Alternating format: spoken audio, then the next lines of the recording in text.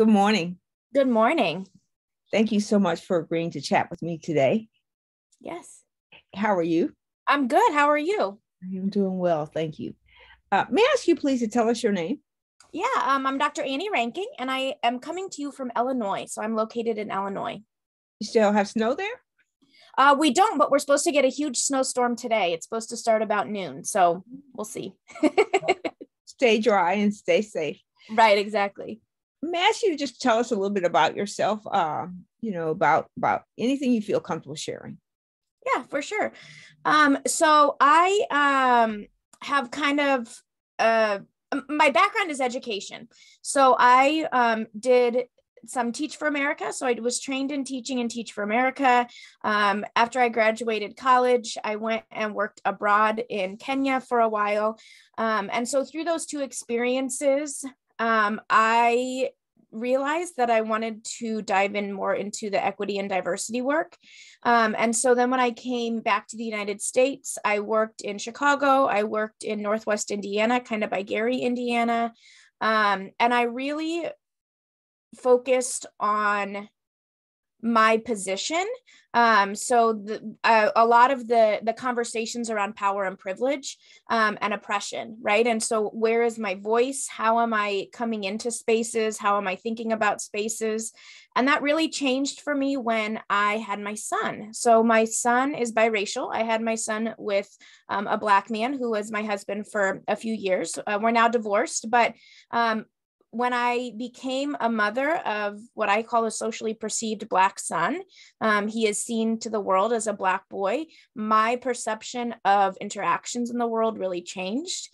And so that kind of started or continued my journey of figuring out diversity and equity. And since my son is documented in school documents as Black, all of the negative statistics that go along with Black boys are portrayed on him. And so a lot for the past, well, he's 12, almost 13. So for the past 13 years, I've been learning and experiencing life with him and really thinking about how diversity and equity are impacting our lives every single day. And there are moments when I'm teaching him things and there are moments when he's teaching me things, but really that concept of, I really identify myself as an advocate and an ally within the work of diversity and equity, really from my position of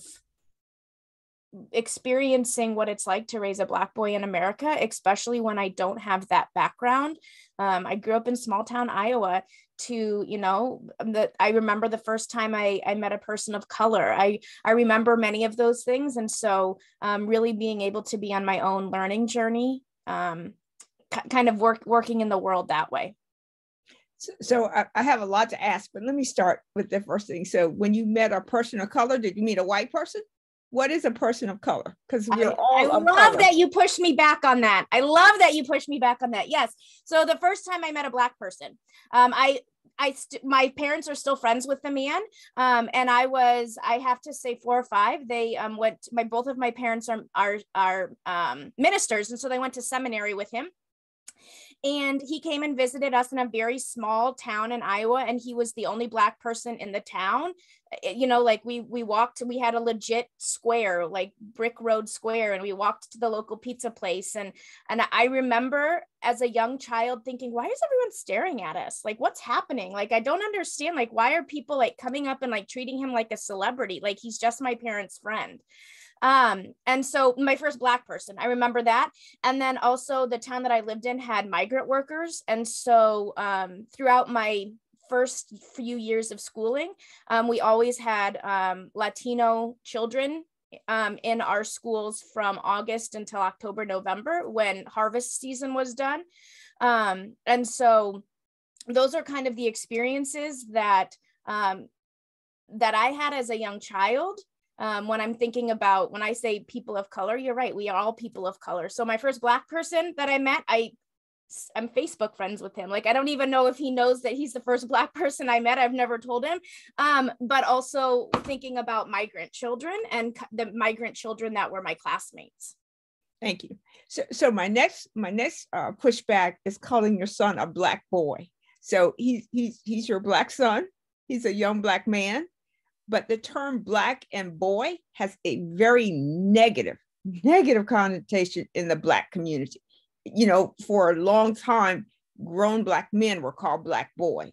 Yes. So as a society, specifically among the black community, we don't refer to our children in the most generic sense as a boy.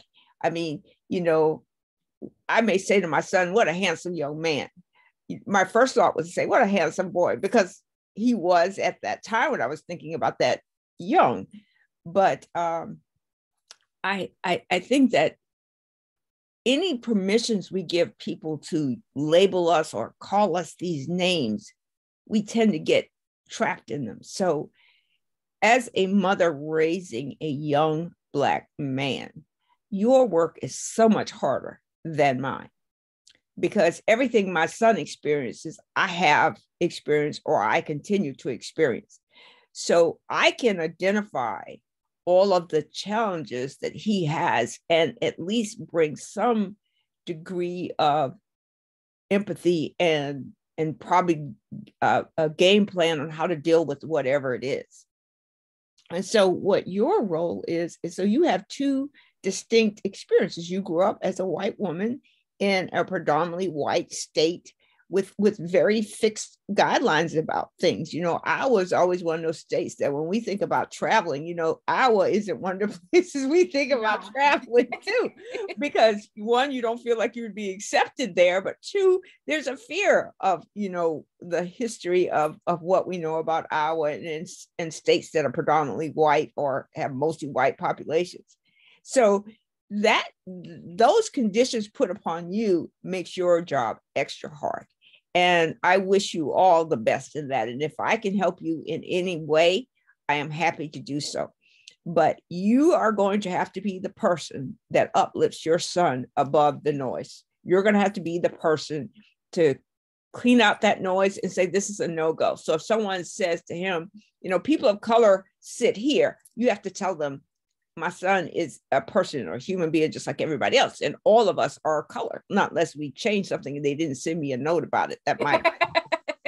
But there's that. You're going to have to be the person to make sure what you were saying earlier about all the labels and stuff that happen in school. You're going to have to go and fight through all of those things. You're going to fight for him all the time until he learns to fight for himself. And I will say, fortunately for me, my 23-year-old son now fights for himself better than I do, because you know, I just wanted to make sure he was prepared. You know, you remember, even you should have some memory of going to school and having kids make fun of you or say something mean to you. Oh my God. Try doing that when you're a white kid surrounded by predominantly white people. That game is horrific. It is absolutely horrific because one, you know, in my mind, to go back at somebody just to make them feel bad because they made you feel bad, does more to hurt you than it does to hurt them. You know, exactly. So you accept that that's their state or view in life. If you want to attack back, you lower yourself to that person's level. So, you know, you have to give him the strength to fight through whatever's there. You have to tell him to recognize injustice when he sees it, you know. So example that you described. So when we lived in Connecticut in the 1990s. Mm-hmm. And we would go, it's a little small town called Shelton. We'd go to the grocery store and people would stare at us. And people ask, can we touch your hair? Like, why? Is it on fire? You know, is something wrong with it? You know, I'm missing something. But they were looking for the experience to feel what it's like. The woman with her young son had never seen a Black person. Mm-hmm. And all of these things left tremendous impressions upon me, you know. And so I think that what you are doing is admirable, and I wish you all the best. And I think you put resources around you that help you raise your son, because it does take a village, but it takes a village who's all on the same game plan.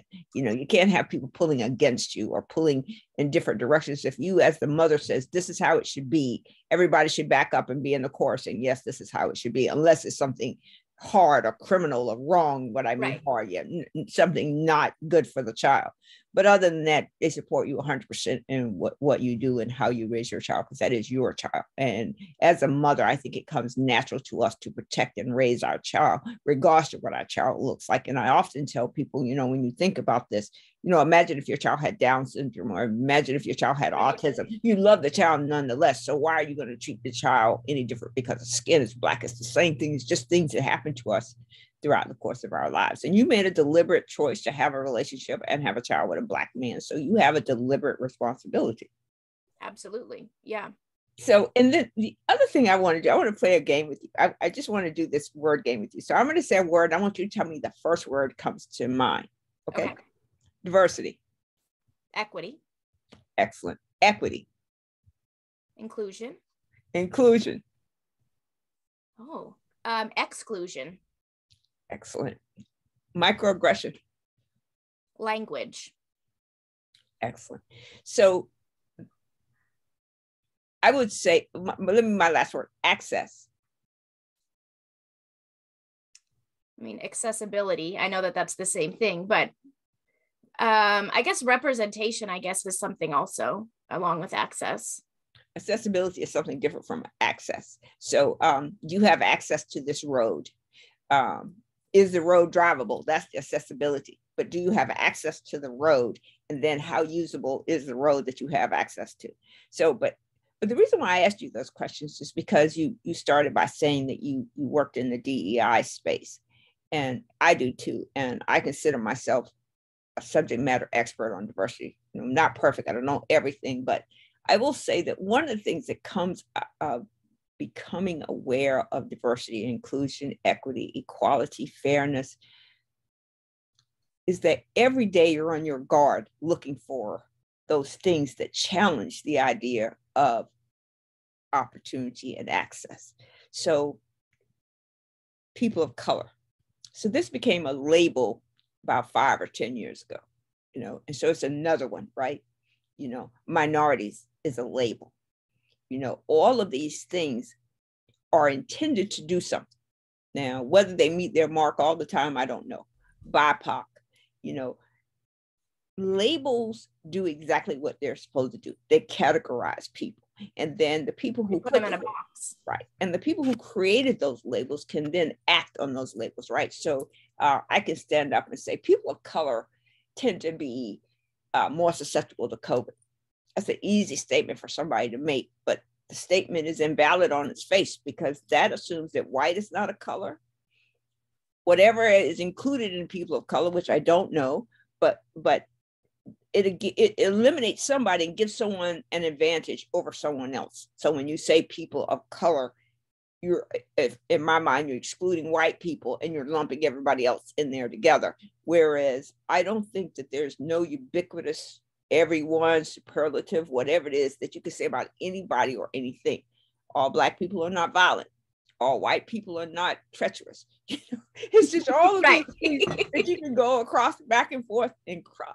But we tend to hold on to these things because they make us feel safe to have these traditions and beliefs and ideas and ideologies that permeate our lives.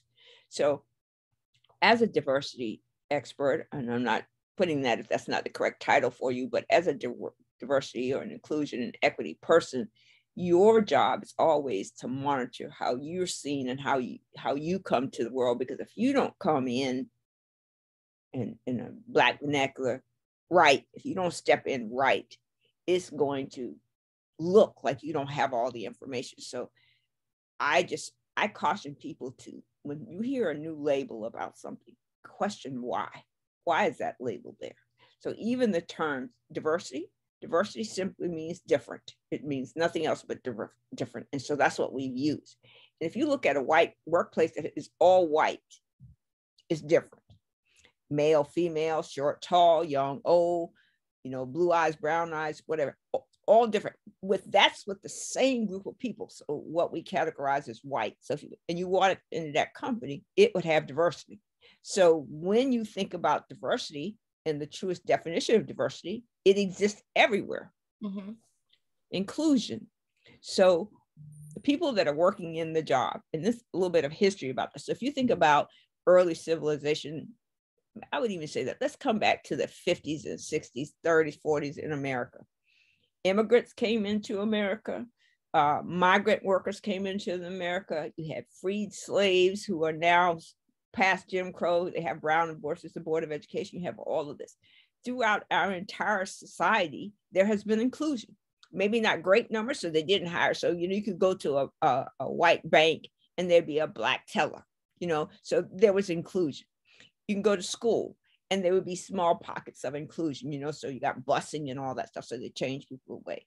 And then equity. So that's the one piece of the equation that does not fit quite correctly, because even today, a white woman with a PhD from an elite school, exceptional work experience, work history, working alongside a white man with a college degree from some university, some level of experience and all that stuff, makes more than she does, period. And this is just equals among equals, white, right? White male, white female, but among equals. So equity is one of those terms in our discussion of inclusion, if you will, that does not fit, because we've never been equitable. So we pay school teachers because they were white women so much less. And we've continued that trend even here in the 21st century. White women are not on boards and promoted and have access at the same level as white men. I was listening to something on the news last night. They were talking about Biden must have suggested that he wanted to put a black woman on the Supreme Court. And someone said, out of the 100 and some candidates, only 7 or 8 of them have been other than a white man. And that other idiot that's on there. But so equity is a challenge for us to get there. And what's challenging about equity, and I'd like to ask you this. So you have white parents, white mother and a white father. And a white husband right now. Yep. Excellent. But now just ask my parents. So your parents love you immensely, right? They love you with everything, right? Right. And they want everything for you. They want you to have the best for you. So why has it been that white society has not done more to promote white women? I mean, in every way possible. Yeah, I think that's interesting, because I think that my family is a little different. So my mom, as I said, is a minister. And when she began her ministry, she was one of the only, right? So being someone who stood up in front of the church. My grandmother was one of the first women principals in our community. So she was in education also. And so she was one of the only also. And so I don't know if I can't answer for all white people, right? But I think it's interesting that the women in my family have been many of one of the onlys, right. Kind of throughout our time. My sister has a PhD in math, and for some of her career, she has been one of the only women in her math circle. I have transitioned into more computer science within the last year and a half. And while the organization I work for is woman-led, still some of the environments I'm in, I'm one of the only. So I don't know if it's, I think just kind of breaking the glass ceiling and pushing your way to the top in order to have that. Is kind of how the trajectory of my family, how women have always been pushing against that male dominant culture. And I think that's exactly correct. The quandary that I see is just why are you all one of onlys? It's not like you're talking about competing with Black people or Latino or Hispanic people or Asian people or whatever out there, just among. So if you will, a little bit of a hyperbole here. So imagine the world is just white. It's just white.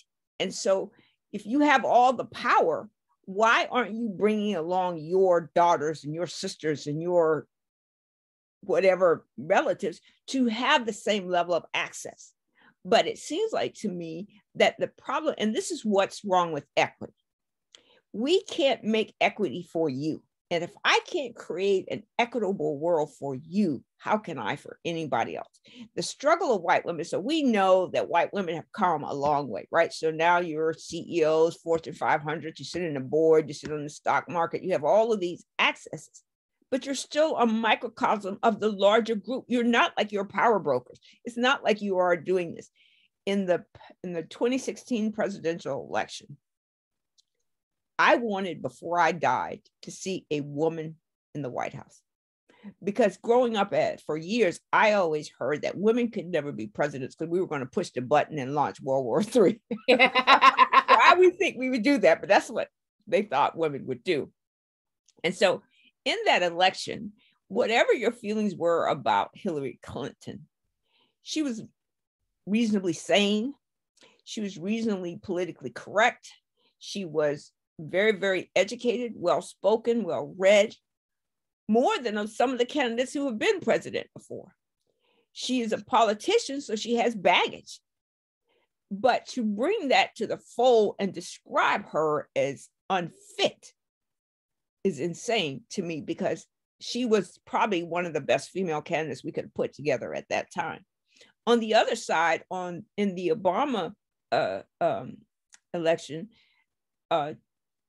John, can't think of his name right now, his choice of vice president, Sarah Palin. Mm-hmm.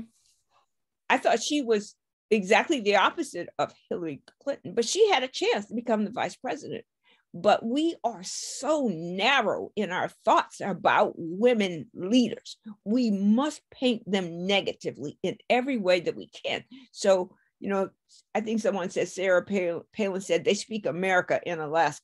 I thought that was hilarious. It's one of my favorite things to fall out laughing about. If I need a good laugh, I'm like, you're going to go watch that. Yes, they speak American in Alaska. That's hilarious. But I didn't think that made her less qualified. I think that was just how fierce she believed in her part of the world and where she was. So when you in your work and in your efforts in diversity and inclusion and equity, think about that.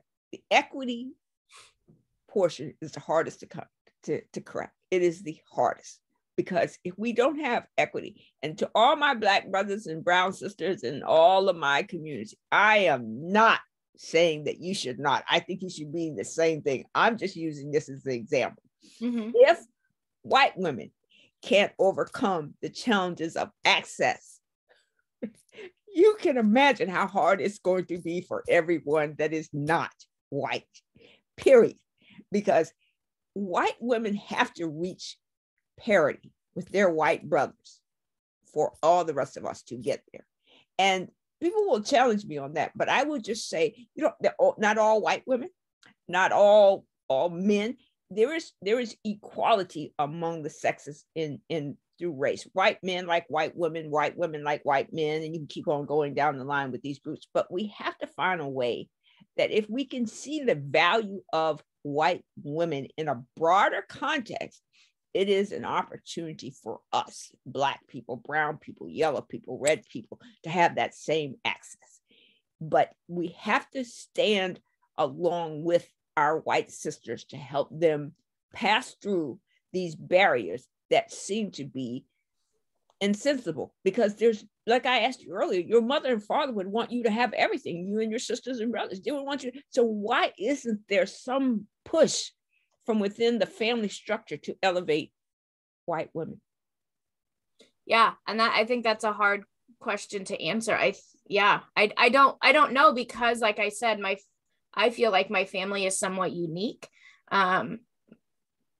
with women always pushing the envelope, right? Like always pushing the envelope, always questioning, always saying like, well, if they can do it, why can't we? Right? Like, and so I think it starts at the family level to encourage your girls, your daughters to question and to push and to not have the submissive type of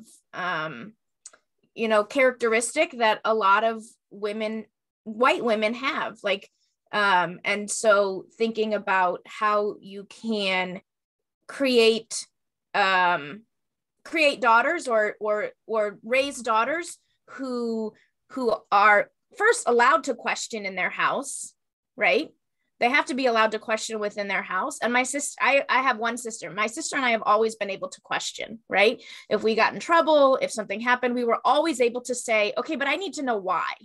And so I think that that idea of asking the why has been something that's embedded in us since we could talk.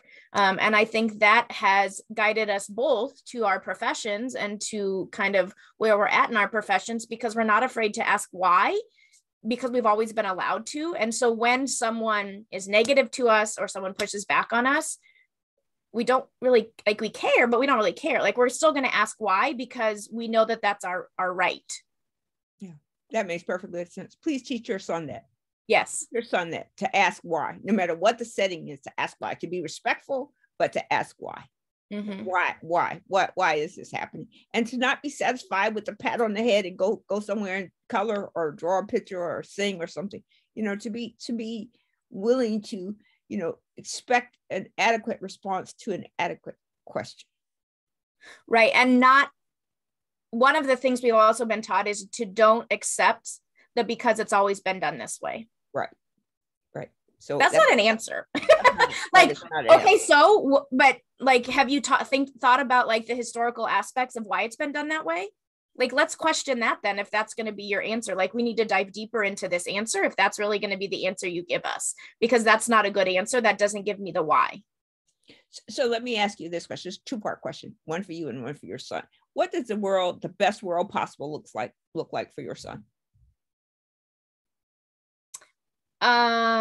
It might sound cliche, but where he's not judged by his skin, where he is not seen as the first time someone sees him as a Black violent man, because that is especially in America, in some places in America, that's the first assumption that is made about Black men.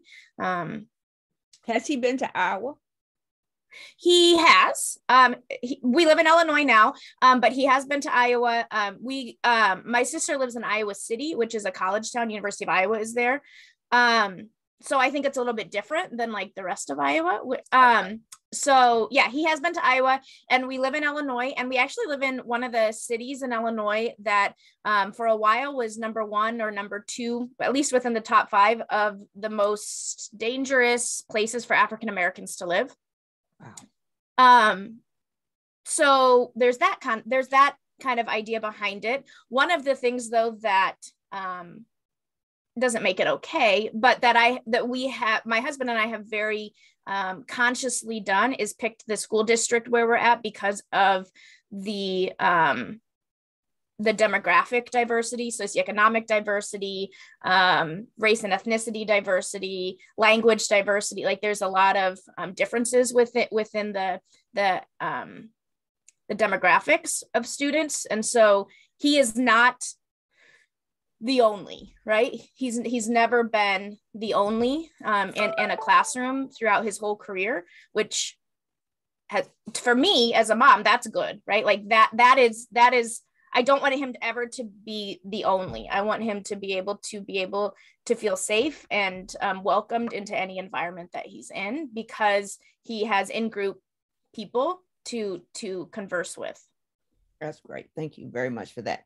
And so my other question is, in part, let me just say this first. The fastest growing population in America is mixed race children. Mm-hmm. Now, I read an article on one of those Republican or conservative leaning things that says, depending on the degree of Blackness in a person, these mixed race people may be considered white.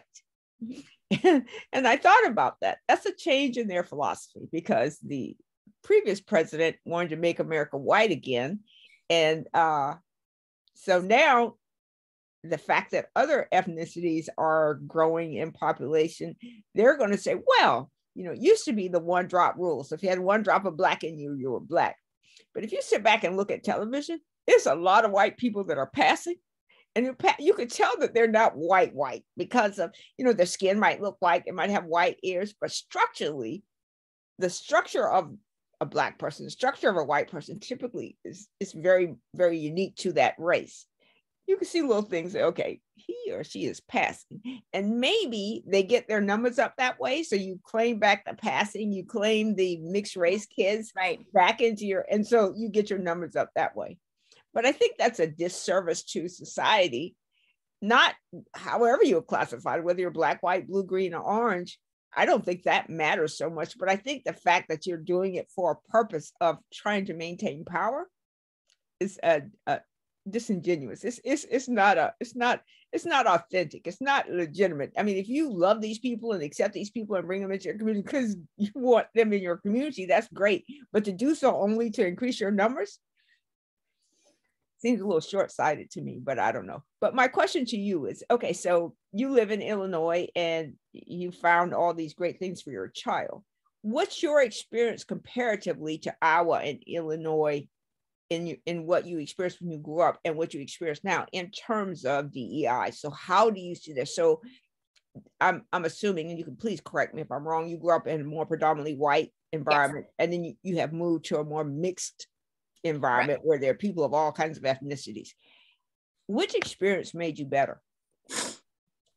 And I know that's a hard question. Right. I would say the experience I have now is making me, I wouldn't say like a better person, but realize the world, right? So I did live in Chicago for a while. That's where I met my ex-husband, who I have my son with. And I did live in Kenya for a while. So when I lived in Kenya, there were many times when I was the only. Now, caveat to that, I was still seen as powerful within being the only as a white person in Kenya. So I do want to put that caveat. I still had very, very, a lot of privileges that I didn't realize until I came back to the United States. But I would say that my experience now is making me kind of a quote better person. However, I am glad that I had my growing up in a mostly homogeneous white community, because when I'm working in the DEIA space, I can relate to people who say, I met my first Black person in college, or I met my first, person who's not Christian when I was, like, I remember them entering my school in high school. So I can understand because I've had similar experiences, but that doesn't mean that made me kind of a person understanding diversity in the sense of the world society. But I can say, yeah, I've been there. I get it. Right.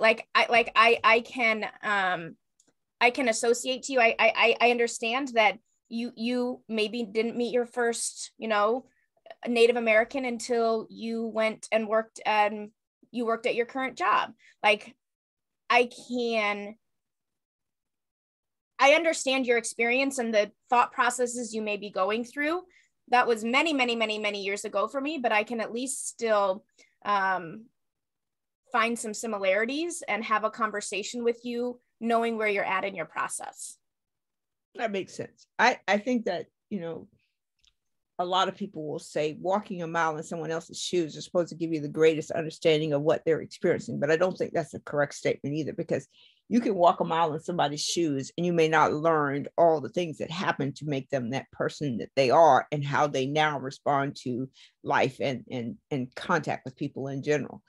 I think that in a lot of ways, the work of diversity is, I did a talk at Lenovo a while ago, and I talk about this so much, I need to move on from Lenovo. But I did a talk at Lenovo, and I remember telling them this, and I'll tell you this, and I'd like to know what you think about this. So if you could imagine DEI, and I don't like that together, but if you could imagine DEI as the lottery. So Mr. White Man has won the lottery for $100 million. So he holds all the DEI cards. And, as most people have said, when they win the lottery, people come out of the woodworks. You get cousins you didn't know you have. You got friends you didn't know you have, all come out when they want it. So this $100 million lottery winner is now being bombarded by everybody he knows, and even those he don't know, asking him for something.